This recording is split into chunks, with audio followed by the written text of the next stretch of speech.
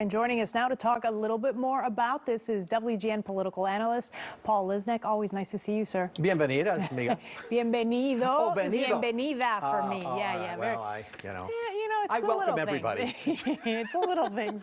Well, we're happy to have you because this is an important topic, and I know that we pointed out and highlighted some of the things done by Biden in just his first few days in office. One of the other things that he called for was a halt on deportations for 100 days, but now there seems to be a little bit of a snag on that. Yeah, so the president issues executive orders, and the risk of an executive order is that the courts can get in the way. And so the Attorney General of Texas, Ken Paxton, who might be a name people are familiar with, he was one of the ones leading the fight against Joe Biden's election. He goes to court and asks a judge to halt that, saying, you can't do this. And the judge, who's a Trump appointee, his name is Drew Tipton, he in fact did halt it for 100 days. He basically said, look, the executive order under Trump said, if you're going to make any changes to the immigration rules for Texas, you have to first consult Texas about what you're doing, and that didn't happen. That was the basis for what the judge did.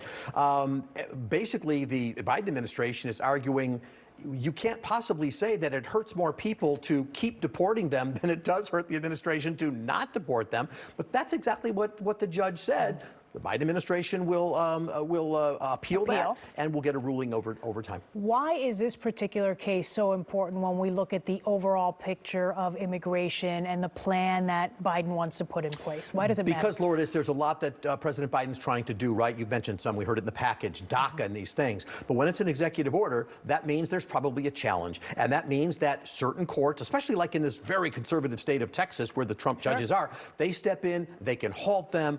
That's part of the problem. And so that will be what some of these other pieces may, not just in this area, but in everything. One of the things President Biden did, by the way, on day one, was he put a pause on every Trump executive order that had not yet taken effect, immigration or otherwise. Sure. So again, all of these things likely challenged in court. Okay. In the meantime, Biden talks about this immigration bill, and there's been discussion about taking that bill, breaking it up into pieces. How would that work, and would that be beneficial? What would be the impact of that? So basically what it means is when the president meets with both sides, right, there are pieces of it that everybody may agree to and pieces of it they just won't. So when you try and put the bill through as a whole, the difficulty you have is the negotiation starts, right? Republicans want this and Democrats want that. And if and when it passes both houses and gets to the president's desk, he doesn't have the power to say, well, I don't like this provision. You shouldn't have done that. He's got to veto it all or accept it all. So I think what the Biden administration is realizing that if you take something like DACA and put it through legislation, that has a pretty good chance of getting passed. When you take some other pieces like road to citizenship in 8 years, there may be some resistance from Republicans on that, Republicans in certain areas. So the president has obviously decided, look, if we put a focus and we break it apart a little bit, we can get something done rather than getting nothing done. And break it apart over time, too. Well, that's right. Because, listen, this Congress only works with one thing at a time at most. Okay. Another thing that I want to talk about is this issue of creating a task force to reunite families. You said Jill Biden may play a role in that? Yeah, so one of the things he did on day one was, first of all, he put an end to the Trump policy of families being broken up at the border. So that happened immediately. But then, of course, the other question has been, and what are you doing to reunite these families? And the president said that is a critical issue for him.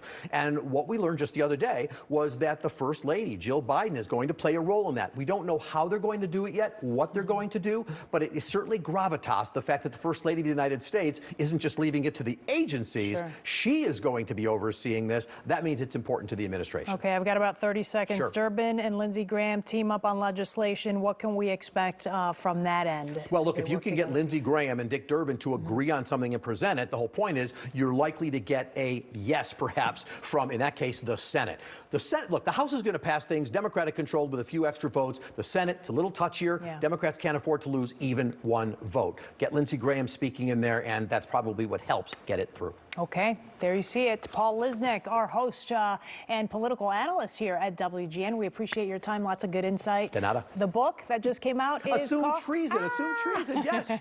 Good luck with that, too. Yeah, it's high on the WGN bestseller list. Reading list.